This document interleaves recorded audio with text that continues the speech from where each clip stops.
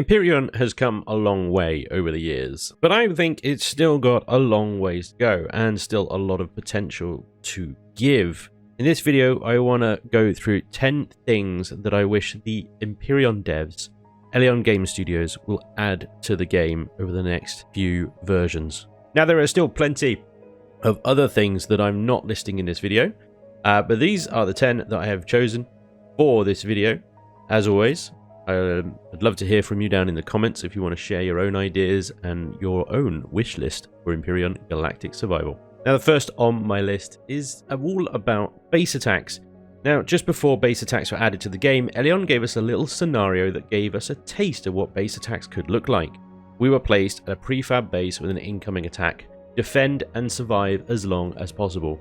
Honestly, it was some of the most fun I had ever had in Empyrion. Dozens of drones and troop transports surrounded the base. Turrets were doing their best, but against this tide, it was almost inevitable the base would fall.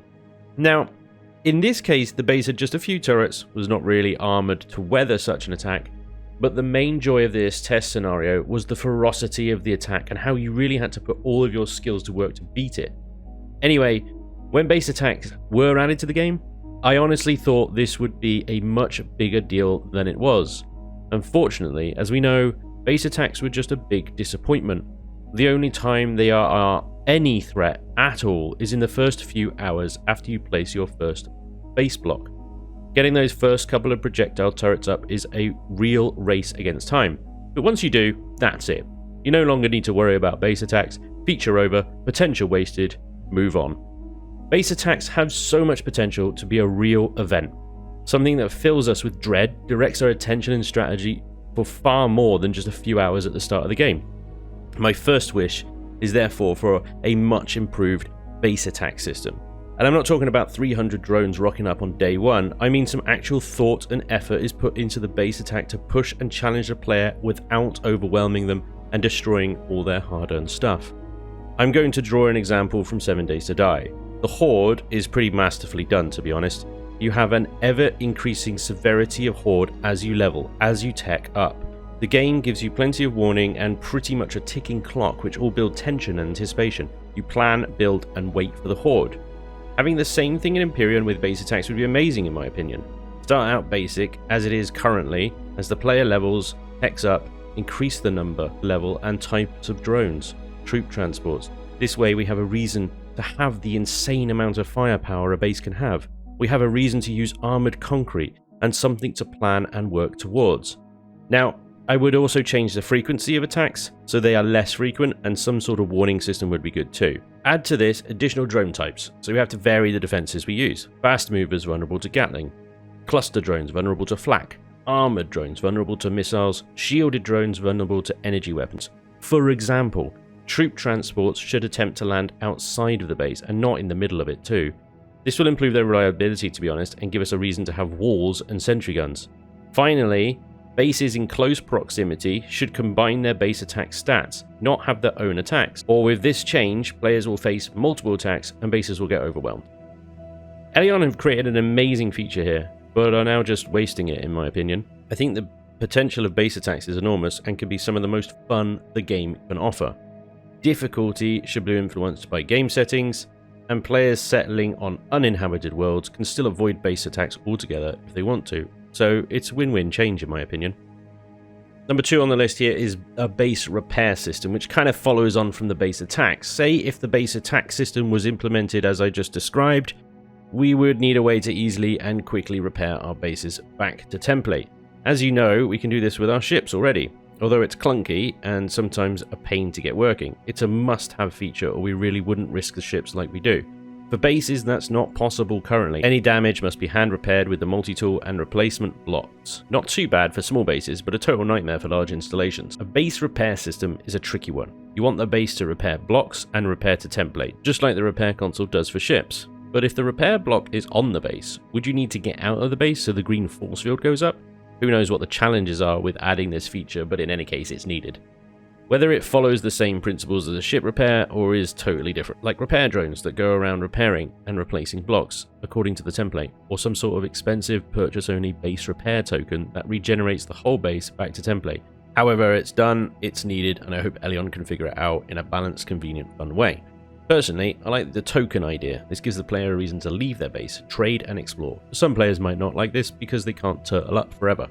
My third wish is a complete overhaul of the NPC economy and a streamlined trading system. Ever gone onto the market tab of a Galactic trade terminal? If so, you'll notice that aside from busy multiplayer servers, it's generally completely empty. Now, what if the Galactic trade network actually had some trade going on?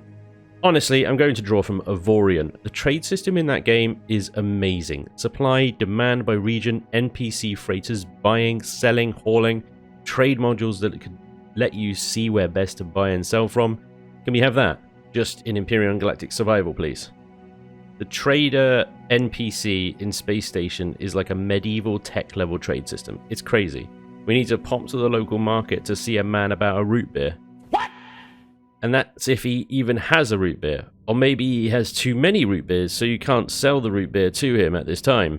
What? I guess I'll pop back onto my space horse and trot away and try another day. I've talked about this a few times before. The economy in EGS needs work. A lot of it. We are seeing some of that work trickle in. We have commodities now that some metal men sometimes buy in the local town markets, but only in tiny quantities. I would like to see general trade added to station services and integrated with logistics. So if we have 7 stacks of Promethean, we can sell 7 stacks of Promethean directly to the station. This then affects the supply-demand of that sector, meaning that Promethean is now super cheap. Someone else comes along, buys that Promethean at the low price of low, and hauls it to another part of space where Promethean is expensive and sells it to make bank, then spends the profit on gambling and root beer. Keep the medieval men on the stations for small items like guns and tools, information dealers and the like. But for commodities, raw resources, I think a station services trade system would be good. It makes sense that such large transactions would be done from your ship, in my opinion. With this, you can then add trade systems, upgrades for your ship or suit, whatever, that let you see the supply, demand, differential information of the system you're in. Again, just copy and paste the Empyrion system to Empyrion. Job done, to be honest, easy. Finally, player-built trade stations that generate passive income. A trade block device added to the base that generates passive income based on location, reputation, and the number of traders you have. Each NPC could consume CPU, so players can't just place 1,000 of them and generate billions overnight. I think it would be amazing if we could have a trade overhaul in Empyrion and have a reason to haul and actually do serious amounts of trade and really consider it and take it in as part of the game. Right now, it just seems like a little side element bolted on that's kind of working to get rid of some of the extra guns you have. And other than station services, there's not really much incentive to make millions and millions and millions. Number 4 on my wish list is Warzones and NPC battles. The combat zones of Project Eden's scenario is the closest thing I have seen to battles between NPC factions. Unfortunately, they are confined to the combat zone sectors. I would love to see this expanded dynamically to all systems, but more specifically those systems that lay between faction territories or on the edge. For example, planets between Xerax and Creel space, or Xerax and Legacy space. No Man's Sky has quite a nice random event where fleets might jump in and suddenly you're in the middle of a war zone. Imagine buzzing a single Xerax corvette and a fleet of Creel ships jump in and start laying waste to it, and you. Then Xerax reinforcements arrive, and a Tavira rocks up to engage the Creel. Time to test those shields and get the hell out of there. On planets, what if they could expand the base attack system a little so NPC bases were attacked by enemy factions, scouting a Creel base to find it under attack from Xerax drones and troop transports. Use the opportunity to get some shots on the turrets yourself or sit back and watch the action. In any case, it would make the universe feel so much more alive, active, and dangerous. These otherwise static factions now have presence, agendas, and mobility across the galaxy. Number 5 on my wish list is character perks and skill trees. Currently, the only thing that affects your stats and abilities is the armor and boosts you wear. I think it would be nice if, as we leveled up, we could improve our character's abilities with perks or skill points, or both. 7 Days to Die is another good example of this. To be honest, RPGs in general have been doing it forever. I've never really understood the reason we have levels in Empyrion, other than the arbitrary unlocking of stuff in the Techtree. which is another point I will talk about later. It doesn't really do anything. Congrats, you're level 10. Yay! Now I can unlock a thruster. But I could have that thruster anyway if I just spawn in a ship from my factory. Psst, Elion, did you know your blueprint factory completely bypasses the Techtree unlocks? So, what if getting to level 10 was a little more of a cause for celebration? Maybe I could add a point to running skill, so I can run faster, have more stamina, reload faster, my drone goes further, I have to eat less, my base uses less fuel, turrets track faster, and so on and so on. A nice sexy skill tree is another idea, where we can unlock special abilities with these points. Work down the combat tree and be rewarded with a new skill that lets you blast out an EMP pulse, disabling all enemy turrets for a short time, or a stun effect that freezes enemy mobs, for example. The point is, I would like to see some point, purpose, and reward to the leveling system in Empyrion. Following on from that, our next item is the Techtree rework. I've never liked the Techtree. It's not really well explained, and I don't think it fits the genre, lore, or backstory very well. It's tied to leveling, which I think is wrong. I don't know why picking vegetables suddenly earns you the right to unlock a shield generator. I know Elion have planned a rework of the Techtree for some time, so here's my 2 cents on the whole thing. Techtree, yes. Level-based point unlocking, no. Which will be tricky because the factory is all linked into levels and stuff, so reworking the Techtree is going to impact the factory. Anyway, let's try not to get bogged down in why nots. A Techtree can be easily explained as a database corruption as a result of the crash landing. You need to restore tech in the database by some means. I think generic points is probably the most realistic approach for Empyrion. As much as I would like a Subnautica-style PDA system where you discover tech as you explore, I doubt that's possible in a random generated world. So, points. How do we get these points? Well, with 1.7 we're now seeing exploration tokens. The game is able to detect when we find certain things, like a type of deposit or planet. I think this is the perfect way to restore our tech database too. Discover a silicon deposit. That data enables us to restore some part of our database. Here's 100 points, for example. Other options include interacting with consoles within POIs, friendly or otherwise. You access the Xerax maintenance console and the data has helped restore some part of our database. Here's another 250 points, for example. Then you unlock stuff as you normally would. Complete a mission, here's some points. Discover a new species of animal, here's some points, and so on and so on. Next on my list is an expanded drone functionality. The drone is pretty useful. You can pick things up, mine, repair, build, fetch your bag, and it's now pretty nifty at picking those bits up when you collapse a POI. However, it's another example of a greatly underused feature in Empyrion. The potential is great and I feel it's once again wasted. I understand you have to be careful with the drone here, or it could become very easily overpowered. So I think some of its limitations need to stay. For example, you can't use it to shoot or plant C4. It's got very limited armor and you can't use it to open containers. However, I would like to see some boosts added to the drone, like armor, added via the inventory screen.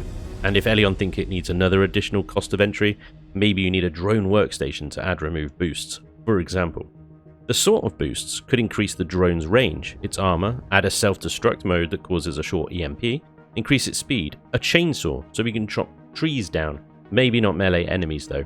Tie the drone abilities in with the perks and skills we talked about earlier, so we can have an auto drone that follows us around and is some extra inventory slots, a light source, etc. I do also think the drone should be much smaller. The current drones look like you could put a saddle on the damn things and ride it around. It's huge. Next up, character models and customization. Let's be honest, the character model in Empyrion is, well, dated. There's some customization, but it's limited, and again, dated. This actually puts off quite a few players from even trying the game, believe it or not. A swanky looking character with some more customizations would actually bring a lot more players in, I think. It doesn't add a lot to the game, but I think it's important as the game improves its immersion and the galaxy in general that people feel they are represented by the character they control. I think No Man's Sky has a pretty good system for character customization. Flexibility as species may not be compatible with the storyline, however, so I think we will be stuck with humans for a while, but I'm sure scenario builders would relish the abilities to play as a Xerax, Talon, or any of the other races in the game. to that point, we actually need more species of alien in general. Currently, the Polaris, Brotherhood, Pirates, Colonists, and Traders are all made up of about 7 dudes. Anyway, I digress. Character customizations could also be an opportunity for Elyon to further monetize their game with free and microtransaction cosmetic items. I think the gaming community is pretty used to that idea now, and providing it's only cosmetic, I doubt Elyon would get many complaints, as long as they provide plenty of options that come with the game, of course. Next up, super weapons. Okay. Maybe not a Death Star laser, but certainly large spinal mount weapons, devices that use enormous power and CPU that cause massive damage. Long loading and charging times, debuffs to movement, shields and other systems, just to balance them out, but essentially station killers. In the context of the current game, it's difficult to decide how best this sort of weapon would work. Maybe like existing mounted weapons. You just fire it as you fly the ship, or maybe you park, access the weapon like you would a turret, aim it, charge, and fire. The details need to be worked out, and if such a thing were added, I'm sure Elyon will have its work cut out to make them fun, interesting to use, not to mention balance. Let's not even mention PvP, because that will start a storm of poop, the likes of, well actually, we see quite regularly. Point is, they would be epic. They would be endgame super weapons to make all your hard work worth it, to see that legacy Doom Station or whatever just get evaporated in an instant. And to be honest, a super weapon doesn't need to just be a big honking space laser. It could be an AoE weapon, a massive EMP that just turns the power off on an entire ship or POI, a nuke that can level a ground POI in one radiation-causing boom. Just give us some stupid, ridiculously difficult to get super weapons we can wield for the sake of righteous fury. Last on my list, but certainly not least. It's a bit of a boring one, but it's probably the most important. I honestly hope that Elyon do a big push to fix a ton of the long-standing bugs in this game, add some much-needed quality of life changes such as integrating logistics into things like auto miners, and just a whole lot of polish. Simple things like better UI functionality with keyboard shortcuts to make things like the device list and logistics more streamlined and easy to use. Speeding up weapons swap speed, so you're not having a picnic while the Xerox pump you full of bullets. Remove the reload from multi-tools and drills, because why the hell is it there in the first place? What's the point? I hope the devs take the time to just examine each part of the game in detail and ask themselves, is this fun? Almost every aspect of the game can be improved, streamlined, made clearer, or made easier to understand. There's a whole bunch of other ideas and changes that I could have spoken about today. But that's it for the top 10 in my personal opinion. Let me know in the comments below what you wish they would add or change about the game. Are there any you disagree with from this video? Anything you would like to add? I'd love to hear from you in any case. Before I go, I'd like to give a special thank you to Elyon for the continued work on Empyrion Galactic Survival. That's all from me. That's my 10 items I wish they would add or change to Empyrion. That's my wish list. Thank you very much for watching.